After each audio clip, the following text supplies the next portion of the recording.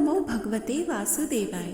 नमस्कार प्रिय भक्तों, कथा को शुरू करने से पूर्व कृपया हमारे चैनल को सब्सक्राइब करें, शेयर पे लाइक करें और कमेंट में अवश्य लिखें ओम नमो भगवते वासुदेवाय।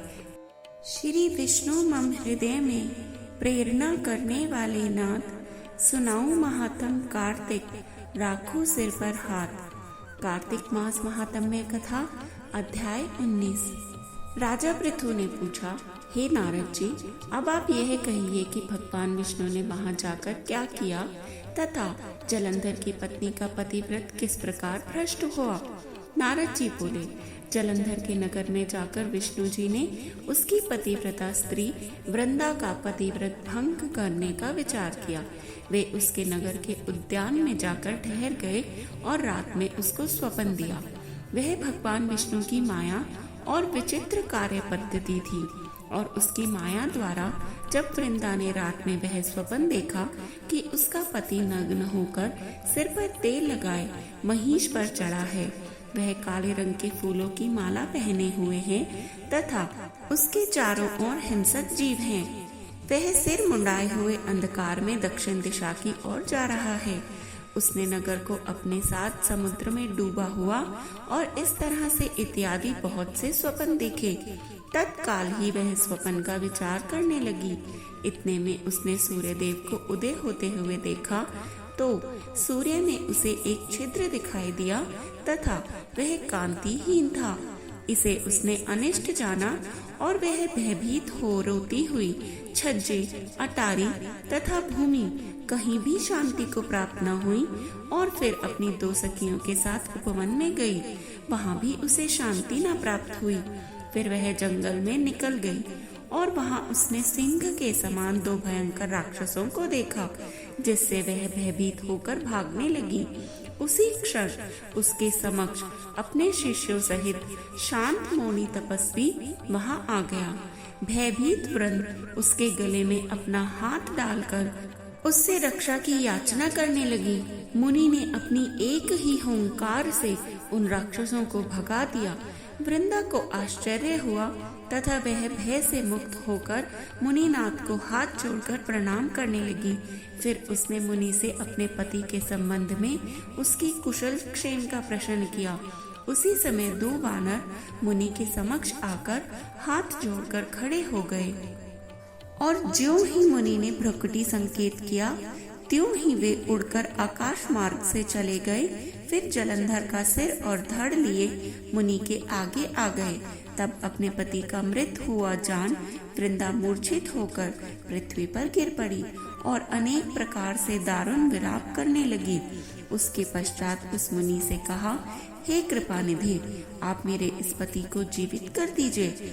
पतिव्रता दैत्य पत्नी ऐसा कहकर दुखी श्वासों को छोड़कर मुनीश्वर के चरणों पर गिर पड़ी। तब मुनीश्वर ने कहा, यह शिवजी द्वारा युद्ध में मारा गया है, यह जीवित नहीं हो सकता, क्योंकि जिसे भगवान शिव मार देते हैं वह कभी जीवित नहीं हो सकता। परंतु शरणागत की रक्षा करना सनातन धर्म है, इसी कारण कृपा करके मैं इसे जिलाए देता हूँ। नारद जी ने आगे कहा, वह मुनि साक्षात विष्णु ही थे जिन्होंने यह सब माया फैला रखी थी। वह वृंदा के पति को जीवित करके अंतर ध्यान हो गए। जलंधर ने उठकर वृंदा को आलिंगन किया और उसका मुख चूम लिया। वृंदा भी पति को जीवित हुआ देख अत्यंत हर्षित हुई और अब तक हुई बातों को स्वप्न समझा। तत्पश्चात वृंदा सकाम हो बहुत दिनों तक अपने पति के साथ विहार करती रही। एक बार सूरत एवं संभोग काल के अंत में उन्हीं विष्णु को देखकर उन्हें ताड़ित करती हुई वह बोली, हे पराई स्त्री से गमन करने वाले विष्णु, तुम्हारे शील को धिक्कार है। मैंने जान लिया है कि मायावी तपस्वी तुम ही थे। इस प्रकार कहकर कुपित पतिव्रता वृंदा ने अपने तेज को प्रकट करते हुए भगवान विष्णु को श्राप दिया, तुमने माया से दो राक्षस मुझे दिखाए थे, वही दोनों राक्षस किसी समय तुम्हारी स्त्री का हरण करेंगे। सर्पेश्वर जो तुम्हारा शिष्य बना है, यह भी तुम्हारा साथी रहेगा। जब तुम अपनी स्त्री के विरह में दुखी होकर विचरोगे, उस समय वानर ही तुम्हारी सहायता करेंगे। ऐसा कहती हुई वह प्रतिव्रती वृंदा अग्नि में प्रवेश कर गई। ब्रह्मा आदि देवता आकाश से उसका वह प्रवेश देखते रहे। वृंदा के शरीर का तेज पार्वती जी के शरीर में चला गया। पतिव्रत के प्रभाव से वृंदा ने मुक्ति को प्राप्त किया। जय हरि विष्णु, हर हर महादेव। कार्तिक माह में पीतल पतवारी को सींचने का अत्यंत महत्व है। आइए इससे जुड़ी हुई एक पुरानी कथा श्रवण कर लेते हैं। एक बुढ़िया माई थी। उसने अपनी बहू से कहा, तो दूध दही बेच कर आ। वह बेचने गई तो उसने रास्ते में देखा औरतें पीपल पतवारी सींच रही थी। उनको सींचता देखकर बहू ने पूछा, तुम यह क्या कर रही हो? औरतें बोली, हम पीपल पतवारी सींच रही हैं, इससे अन्न और धन होता है। 12 वर्ष का बिछड़ा हुआ पति मिल जाता है। बहू बोली, यदि ऐसी बात है तो तुम तो पानी से सींचती हो, मैं तो दूध दही से सींचूंगी। गुजरी रोजाना दूध दही बेचने नहीं जाती, वह रोजाना दूध तो पीपल में और दही पतवारी में सींच जाती। सास दूध दही का दाम मांगती तो कह देती, महीना पूरा हो जाने पर दे दूंगी। कार्तिक का महीना पूरा हो गया। पूर्णिमा के दिन बहू पीपल पतवारी के पास जाकर बैठ गई। पतवारी ने पूछा, अरे तू मेरे पास क्यों बैठ गई? बहू बोली, सास दूध दही का दाम मांगेगी। पीपल पतवारी बोली, मेरे पास क्या दाम रखा है? ये पान और धतूरा है, इसको ले जा। बहू ने वही ले जाकर कोठरी में रख दिया और डर के मारे कपड़ा ओढ़कर सो गई। सासू बोली, बहू पैसे लाओ। बहू बोली, कोठरी में रखे हैं। सासू ने कोठरी खोलकर देखा तो हीरे मोती जगमगा रहे थे। सासू बोली, बहू इतना धन कहाँ से लाई? बहू ने आकर देखा तो सच्चे ही धन भरा हुआ था। बहू ने सास को सारी बात बता दी। सास ने कहा, अब की तो कार्तिक मैं भी सींचूंगी। कार्तिक मास आ गया। सास दूध दही को बेचाती और हांडी धोकर पीपल पतवारी में डाल देती। आकर बहू से कहती, मेरे से दाम मांग ले। वह कहती, सासू जी कोई बहू भी दाम मांगे है भला? पर फिर सासू कहती, तू मांग, तू मांगती ही क्यों ना? बहू बोली, सासू जी पैसे लाओ। तो वह पीपल पतवारी के पास जाकर बैठ गई। पीपल पतवारी ने सास को पान धतूरा भैडिंडा दे दिया।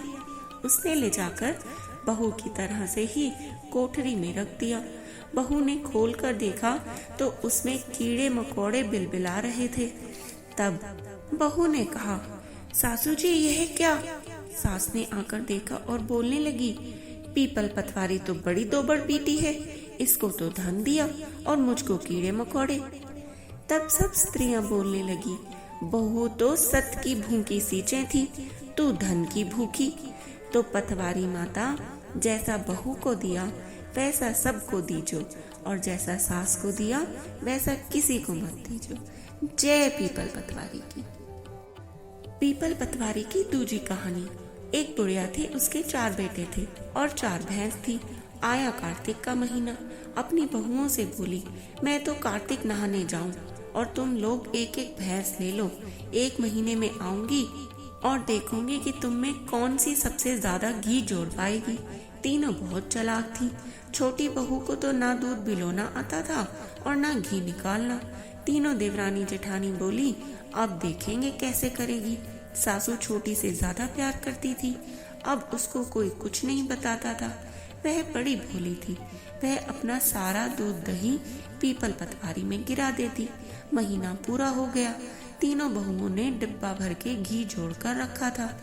छोटी बहू पतवारी माता से बोली, जब मेरी सास आएगी तो मैं घी कहाँ से दूं? पतवारी माता बोली, तू 4 कंकड़ ले जा और जाकर 4 डिब्बों में डाल देना।